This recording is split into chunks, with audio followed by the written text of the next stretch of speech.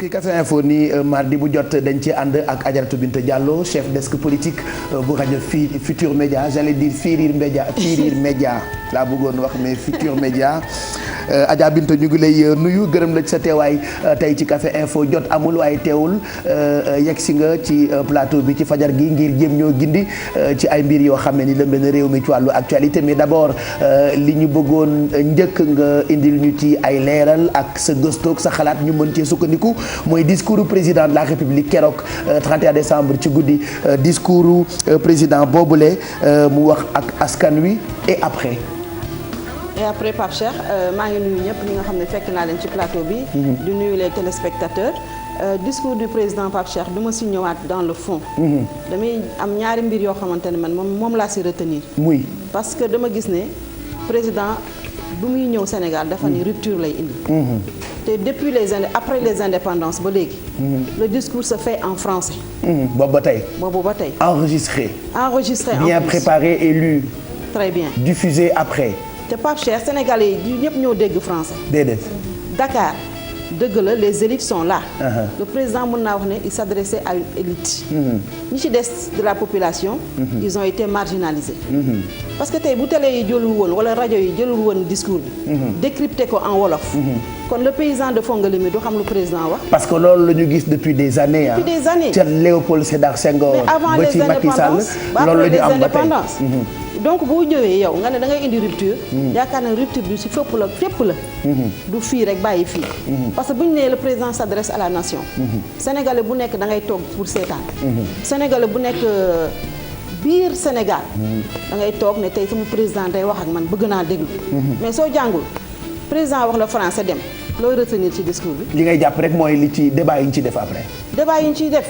te débat yi yeggul fu sori Pape Cheikh. mënuñu wax ne débat Sénégal du Dakar kese. dëgg la te ñun duñ jàpp ne Sénégal Dakar kese la. te Sénégal c'est à l'intérieur. dëgg la c'est eux qui votent. discours ban loolu moom si njëkk a choqué. après le manque de oui. mënta ñàkk bañ a làkk français xëy na mu defoon ko ci ñaari version. c'est ça que je veux dire bu ko defee ci français après def ko ci wolof nit ñi gën a mën a comprendre mu yaatu waaw c'est notre langue officielle. ñu ngi ko jëlee ci tubaab yi nga xam ne ñoo ñu coloniser. dëgg la mais léegi nekkatuñu sous la colonisation des tubaab. on a l'impression de faire face à un président français qui parle au français. dëgg la man loolu laa jàpp. deuxièmement Pape Cheikh bu ñu nee Sénégal tey jii président mi ngi wax ak. askanam. yow keneen Mado Alfi. lu ngeen di xaar. président ne leen wàññi nañu ceeb bi. wàññi nañu dund bi. wàññi nañu chéraayu location bi. mais on entend toujours les mêmes choses. les projets les grands traits en écartement. depuis kañ ñaata président ñoo ñëw duñu dig ay yoo xamante ni c'est infaisable. mënuñu ko def. Sénégal lu ñu bëgg mooy léegi këtt na jon seen vie changé. mais amul on nous parle d'applicabilité. On nous parle de référendum qui n'intéresse personne. On nous parle de constitution. loolu mooy débat du lundi au samedi ici au Sénégal. wallaay chaque jour dëgg la mais président ngir yàlla bu ñëwee di wax askanam la leen wax lu ñu mën a dégg. waaw man loolu laa doon xaar man ci discours bi. wax lu askan yu mën a dégg. bu subaa boo demee marché. loo am di nga ci mën a dugg. mais tey Pape Cheikh yow ñun ñii moom Mado da ngeen dem marché. gis ngeen comment la vie est chère. ak malgré les annonces de baisse de prix. tout a augmenté. waaye bu solution amul. bu wàññeeku amulee ndax président mën naa taxaw ni wàññi naa wala jigéen ñi dina wàññi alors que wàññi taxawul. président ci boppam. dafa war a wàññi. parce que soo demee ba ne aw dëkk bi. da nga ko fekk ci contexte boo xamante ni amul xaalis. kon yenn yi waroo ko fi indiwaat. président mi ngi dem jël ay transhumants di créer ay institutions di leen ko jox. xaalis boobu mu leen di jox ay institutions budgétivores. parce que jëlee nañ fi Sénat mais indi nañ fi beneen. bu ñuy jox jibokaat mi nga xamante ne nee na da koy indi quelque chose. institution boobu dañuy jël seeni militants casé leen fa. di leen fay lu ñuy apporter Sénégal. wallaahi dara. wallaahi mais nañ jël affaire yi subventionné ko. wàññi ko. courant bi dara gënu ko cher. ndox mi yokkute nañ ko. te courant dañ ne période de fraîcheur. du coupé mais gis ngeen ne mi ngi coupé temps yi. te facture bi bu ñëwee gën a cher. kon yooyu ñoo war a nekk priorité. rupture mooy loolu man loolu laa jàpp ne loolu mooy rupture. da nga bëgg a wax ni président waxul ci urgent yi nga xamante ni moo gën a soxal askan wi yi leen gën a jaaxal yi leen gën a naqari yi ñu gën a bëgg président saafara ko. daanaka du tegu ci baaraamam. def leen micro trottoir ba xam askan mi ndax amuñu déception. loolu lañ doon xaar.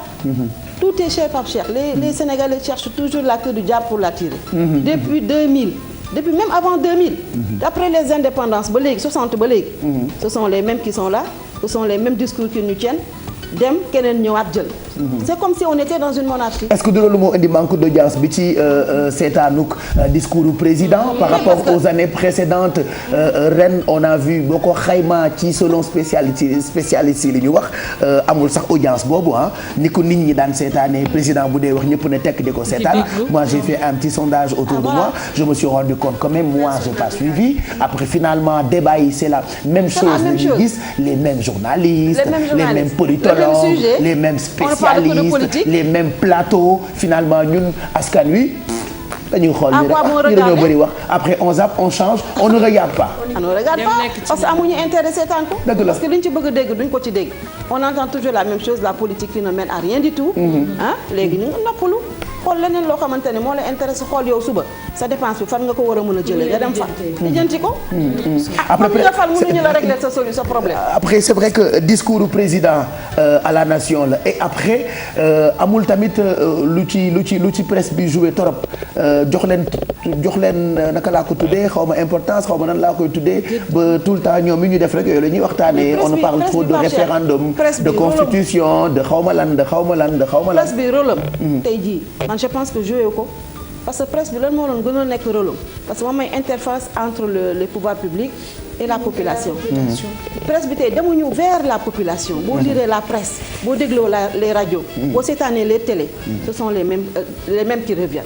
en politique on nous parle du PDS du parti au pouvoir. On parle de référendum. On parle de constitution. On parle d'élection.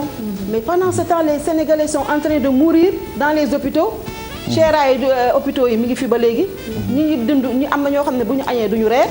mi ngi fi duñ ko wax. ndox mi dañuy coupé guddeeg bëccëg. yokku nañ ko kenn waxul dara. les Sénégalais sont là.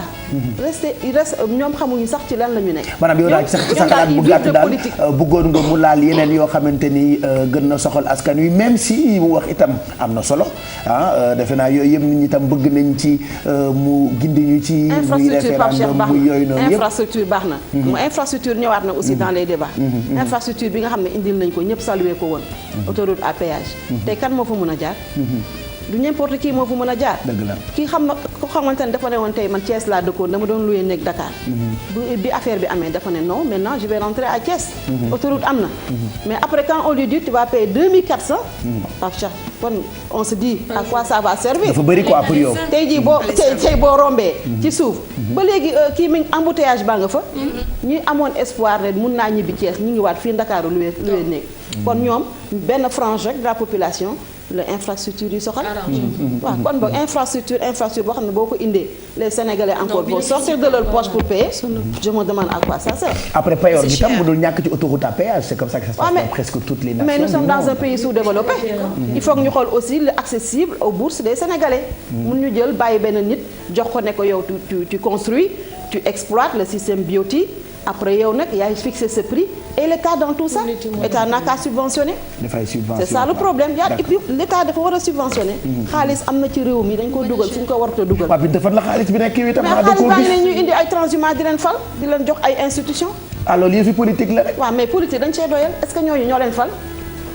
Djiboka lan la mën a indil tey président Macky Sall. këram a ngi de ay mbokk ñoo jàkkaarloo de xamal li ngay wax. Linguère gële Djiboka gañew ko. Aly Ngouille Ndiaye dafa mel ni sax une insulte. parce que moom moo gagné Linguère c'est le maire de Linguère. te il est avec le président. lan la dem di jëli Djiboka pourquoi. lan lay dem jëli ay transhumants. moom waroon na jàng ci Ablaye Wade xam ne transhumant mun la indil dara. la plupart ce sont des coquilles vides qui n'ont personne derrière eux. léegi yow ci sa xam-xam ak ni mu màccee ci wàllu politique nga ciy dox ba ñu dénk la desk boobu lay ca rajo Futur Média ci benn baat rek lan mooy sa xalaat ci discours du président ci benn baat rek ci 31 décembre bii ñu génn. li ma la wax rek comme li ma wax léegi rek. man je ne retiens rien du tout man li ma doon dégg daal bëgguma ko li ma ci bëggoon dégg dégguma ko ci. li ma ci bëggoon dégg. dégguma ko ci. d'accord ay affaire pour référendum ak constitution. déjà que les constitutionnalistes ne s'entendent sur rien du tout. moi je ne parle pas de. te ku nekk ngi waxee boor beneen ponk bi ba tey ci fin d'année bi laay ñëwaat même si tey le 6 mais teewul mën nañ ci ñëwaat rek pour permettre nit ñi ñu comprendre surtout xëcc seen xalaat yéen borom xam-xam yi Ndakaaru ci fin d'année bi kenn defaru ko. daanaka loolu tàmbalee ñëpp seetlu nañu ko comme ni ñu ko daan defaree ay at ci ginnaaw ndax xalaatuloo ni xeexu Dakar bi dafa door. mais Pape Cheikh xeexu Dakar bi door na bu yàgg. après les locales. la door ba léegi. lu tax loolu. mais parce que capitale boo ko perdee quand tu perds Dakar. une capitale. on a dit que tu perds tout le Sénégal. te Khalifa Sall moo gagné Dakar. avec toutes les grandes villes au Sénégal. kon combat bi fa la commencé. loolu pouvoir bi du ko baax. pourtant man jàppee boo ko ci guerre je me suis dit comme dëkk bi léegi manque de sécurité ak ni ñuy xeexee terrorisme moo tax peut-être bëgguñu woon dugal nit ñi ci ambiance Mumbai ak Xumbaay ak ñoom seen moo tax peut-être ñu tegg seen tànk ci naka la ñuy ci defaraat Dakar. pétard je suis d'accord Pape Cheikh. ñu bañ ko exploser parce que mën nañu profiter les gens mal intentionnés. exploser leneen. loolu ñëpp ci d'accord amoon na consensus autour de ça. mais jël ay guirlandes décoré loolu xanaa kay amul benn problème. parce que quoi que àddina benn dëkk nekkul à l'abri on a vu que capitale yëpp bërki démb rek Zeyna mu ngi ñu koy won ñoom ñëpp même bu fekkee moytu nañu bu baax te ñoom ñoo gën a nekk ci ay victimes ci terrorisme yooyu teewul ñoom profité nañu décorer seen ay capital taal nañu seen tuuti feu d'artifice taal nañu tuuti. mais justement Pape Cheikh léegi nag loolu yëpp ci combat bi la nekk. parce que Khalifa Sall bu mu gagné Dakar parce que tu m'as parlé de la bataille de Dakar. bu mu gagné Dakar loolu baaluñu ko. Pape Cheikh tax ñu fal Khalifa Sall c'est parce que les Sénégalais dañu jàpp ne il avait travaillé. defar na pavage dindi na fi les marchands ambulants. Sénégalais pour ñu voter la foog nga liggéey. jàpp nañ ne Khalifa Sall liggéey nañ voter nañ. léegi nag ñu ngi dem vers des élections présidentielles. pour nga mën a gagner élection présidentielle je pense que da nga war a mën a gagner Dakar. gagner les grandes villes. léegi nag on coupe l'herbe sous les pieds à Khalifa Sall. pavage bi arrêté na yàgg na. gisatoo Dakar pavage am. déjà avec l'acte 3 de la décentralisation. dañoo wàññi le budget drastiquement de la mairie de Dakar. kon Khalifa Sall amatul les moyens parce que dañu communaliser intégral léegi mairie bu nekk moom mooy wut budget kon Khalifa Sall déjà wàññi nañu dooleem. ñu dem ba élection yi ba fête yi di ñëw. xam nga mairie de Dakar moo doon embellir Dakar. ñu nangu l'embellissement de Dakar ci Khalifa Sall jox ko le cadre du. donc tu veux dire que loolu dañ ko teg ci bataille dañ ko teg ci xeex. bataille la. bu ñu demee bu ñu gisee Sénégalais ne Khalifa Sall kat bi ñu faloon. liggéeyatul. liggéey bu soxlaa duñ ko fal. dañ naan liggéeyatul. noonu la ko état bi di xeexee. lépp loo xamante ne waroon na ko mën a liggéey. ñu ne ko déedéet jël ko jox ko keneen jox nañ ko cadre de vie def fi dara. Sénégalais yi dañ naan Khalifa Sall kat Sénégal bu mu def fi dara. fekk ne moom bataille bi ci suuf la. gis nga keroog bi ñuy daaneel bi ñuy dàq les marchands ambulants. da ngay gis ay kaaru police ñoo doon taxaw. mais léegi boo fa demee doo fa gis benn kaaru police. Khalifa Sall xam si ñan la compter. sur ses volontaires. sur les volontaires de la mairie ñoo fa nekk. kon loolu yëpp ci combat wu Dakar la bokk. parce que état bi dafa bëgg récupérer Dakar. pour amaat un autre mandat. loolu la nag moo tax na xeex bi commencé depuis les locales. loolu duñ ko mos a alors ci biir wax ji léegi da nga ci junju présidentielles yi xamuñu 2017 la xamuñu 2019 la 2019 ndax léegi Khalifa Sall du nekk équation Khalifa Sall am na. d'accord parce que Khalifa Sall aussi mënul am lu mel ni un plébiscite ci local yi. ba pare na ne du ma am ambition. il est jeune. il a le droit d'être ambitieux. son parti même bu ñu ko tànnul parce que le PS c'est un parti structuré. loolu looy fay décider ci biir PS lañ koy décider. mais nag Khalifa Sall aussi mun na am ambition cachée. gis nañu ses partisans chaque jour ñu ne Khalifa c'est le candidat du parti socialiste. même si le parti socialiste n'a rien dit. le parti socialiste est dans la mouvance présidentielle. Mais est-ce que même lui Khalifa Sall il a été clair par rapport ak candidature ou pas ci élection yi. non moom xam nga bu ñu ko fi laajee une fois dafa ne non moom il ne se prononce pas sur ça déjà. mais nag ça veut pas dire que amul ay ambition. après ay affaire am leeragul aussi. parce que ay proches am ñi nga xam ne ñooy wax toujours c'est le candidat du PS. waxu leen bu leen ko waxati. te PS te Khalifa Sall temps yi dégg ngeen ne il a donné rendez-vous à la 10e coordination du parti socialiste bu mu jiite pour wax ak ñoom.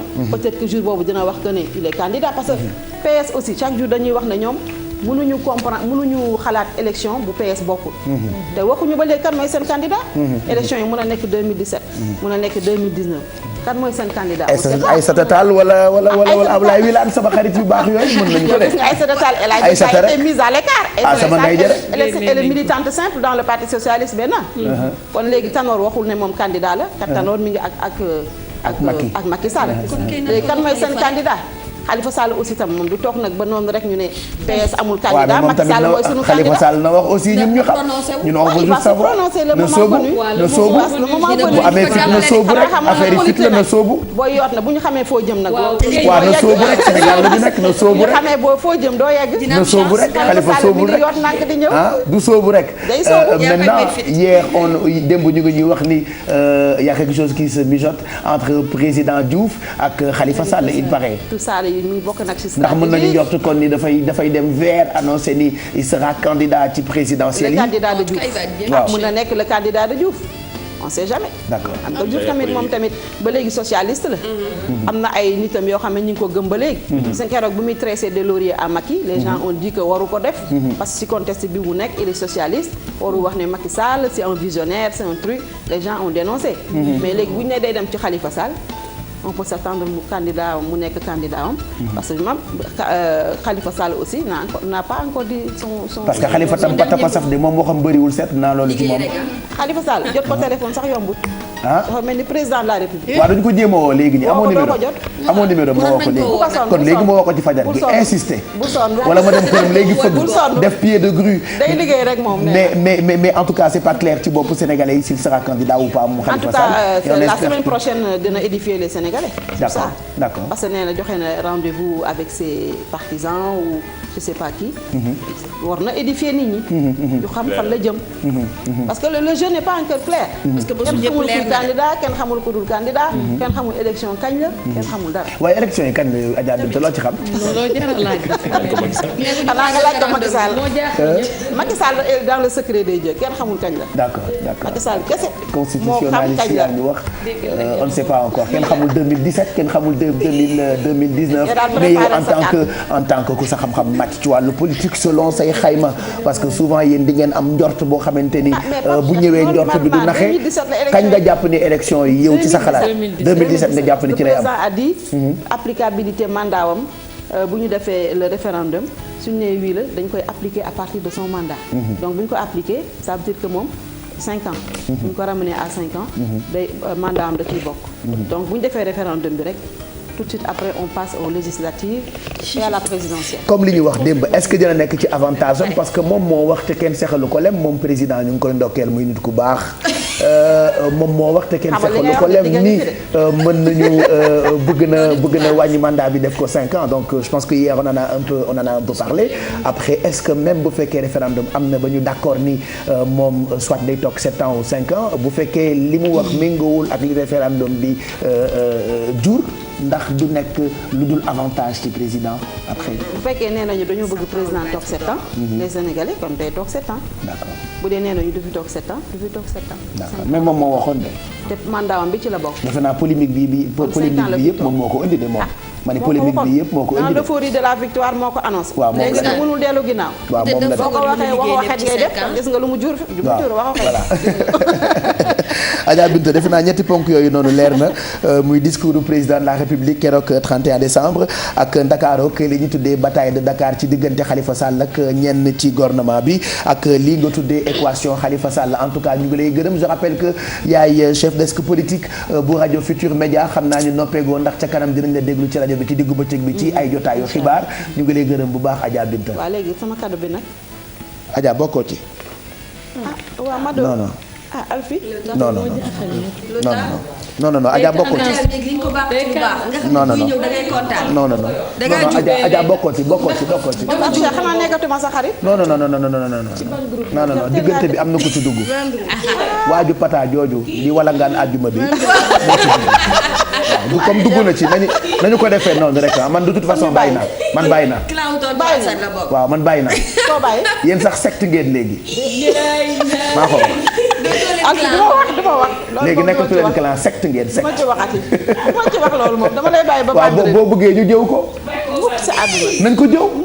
ñooñu samay xarit lañu. ñooñu samay groupe lañu dama leen jëw. merci Adja Binta.